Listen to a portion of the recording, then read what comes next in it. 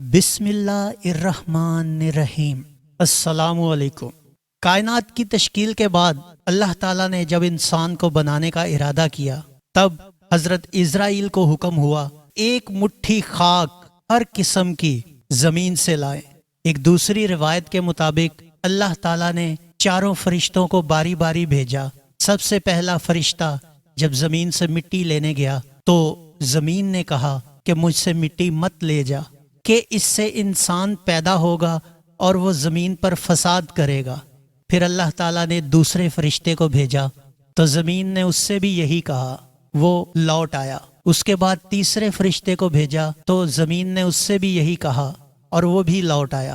تب حضرت اسرائیل کو بھیجا گیا تو زمین نے ان سے بھی کہا کہ تجھے رب کا واسطہ مجھ سے مٹی مت لے جا۔ تو حضرت اسرائیل نے یہ جواب دیا کہ جس رب کا واسطہ دے رہی ہے میں اسی کے حکم سے آیا ہوں۔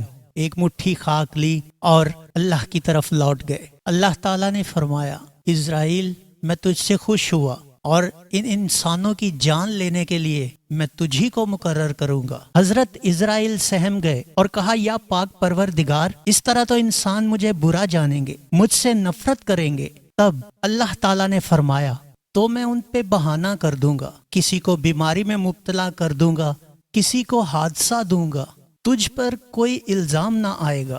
تو ادیم زمین سے مٹی لایا۔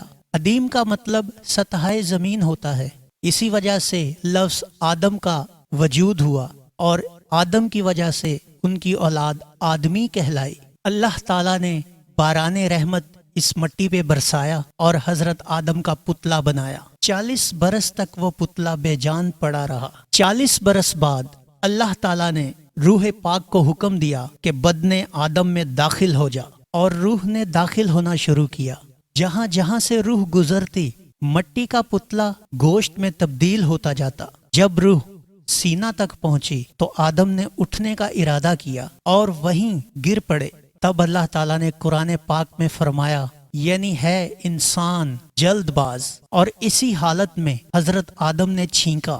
اس کے بعد ایک فرشتہ اللہ کے حکم سے کپڑوں کا ایک جوڑا جنت سے لایا، اور کچھ روایات کے مطابق اس وقت آدم کو یہ شعور ہی نہ دیا گیا کہ وہ کپڑوں کے بارے میں سوچتے، یعنی وہ اپنی برہنگی کے احساس سے ماورا تھے۔ تب اللہ تعالیٰ نے آدم کو تمام علوم عطا کیے اور کہا، فرشتوں سے ان تمام چیزوں کے نام پوچھو، کیونکہ فرشتے آدم سے پہلے آپس میں یہ گفتگو کرتے تھے کہ خدا تعالیٰ خاک سے جس کو بنائے گا کیا وہ ہم سے زیادہ عالم ہوگا کہ ہم اللہ کی قدرت سے سب کچھ جانتے ہیں۔ اور جب فرشتے حضرت آدم کے سوالوں سے عاجز ہوئے تو وہ حضرت آدم علیہ السلام کے تخت کے گرد صف باندھے مؤدب کھڑے ہو گئے۔ پھر خدا نے سب فرشتوں کو حکم دیا کہ وہ آدم کو سجدہ کریں۔ سب فرشتے سجدے میں گر گئے، لیکن عزازیل جو کہ سب سے مقرب، سب سے نیک اور سب سے دانا فرشتہ تھا، اس نے انکار کیا اور کہا کہ یہ تو مٹی کا بنا ہوا ہے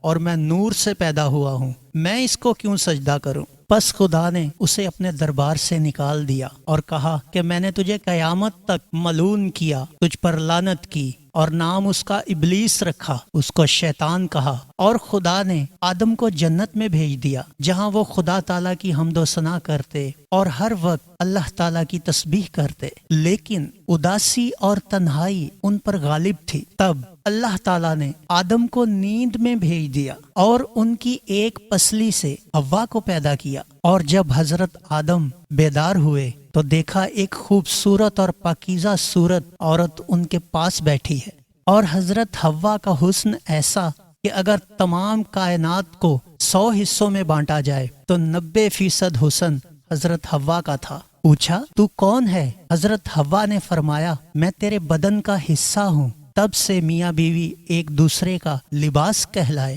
ایک دوسری روایت میں آپ نے حضرت حوا سے پوچھا، تو کون ہے؟ انہوں نے کہا، عورت ہوں۔ فرمایا، تجھے کس لیے پیدا کیا گیا؟ کہا، آپ کے لیے۔ فرشتوں نے جو آدم علیہ السلام کے علم کی وسعت معلوم کرنا چاہتے تھے کہا، آدم اس کا نام کیا ہے؟ انہوں نے فرمایا، حوا۔ انہوں نے کہا، اس کا نام حوا کیوں ہے؟ آپ نے فرمایا، کیونکہ وہ ایک زندہ وجود سے پیدا کی گئی ہے، اس لیے حوا کا مطلب زندہ وجود سے پیدا کی گئی۔ اور یہ حوالہ امام अबुल बगदाद इब्ने कसीर दमिश्की की किताब किस्सुल अंबिया से मिलता है। तब हजरत आदम उठे और सजदा शुक्र बजा लाए और अल्लाह ताला ने उनका निकाह तमाम फरिश्तों के रूबरू किया और दोनों को हुक्म दिया कि तुम दोनों जन्नत में रहो और सब मेवे जन्नत के खाओ, लेकिन गेहूं के दरख्त के पास मत जाना। तब काते इब्ने साद की रिवायत के मुताबिक वो दरख्त गंदुम का था और इसी की एक और रिवायत है कि वो दरख्त शायद अंगूर का था। इमाम इब्ने कसीर की रिवायात के मुताबिक बाज उलमा के नजदीक वो एक अंगूर की बेल थी, यहूदियों की राय में वो गंदुम थी। वाहब बिन उत्बा फरमाते हैं इसका दाना मक्खन से नरम और शहद से ज्यादा मीठा था। अबू मालिक ने फरमाया वो खजूर का दरख्त था। मुजाहिद रहमतुल्लाह अलैह की राय ये है कि वो इंजीर का दरख्त था। अबू आलिया रहमतुल्लाह अलैह ने फरमाया ये कोई ऐसा दरख्त था कि इसको खाने से कज़ाए हाजत की जरूरत पेश आती थी और जन्नत की जमीन में कज़ाए हाजत मुनासिब नहीं। बस आदम और हव्वा खुशी खुशी जन्नत में रहने लगे, खुदा की तस्बीह करते, उसकी हम्दो सना करते और कुदरत की कारीगरी से लुत्फ अंदोज होते। हजरत आदम के किस्से को पार्ट 2 में आपके सामने पेश करेंगे कि शैतान ने उनको कैसे बहकाया। मौजू लंबा है, इसीलिए मुख्तसर वीडियो आपकी खिदमत में पेश कर रहे हैं ताकि तमाम मालूमात आप तक बअहसन पहुँचे।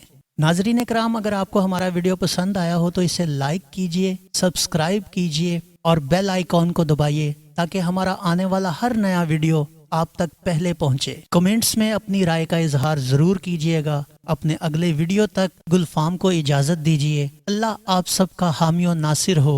अल्लाह हाफिज।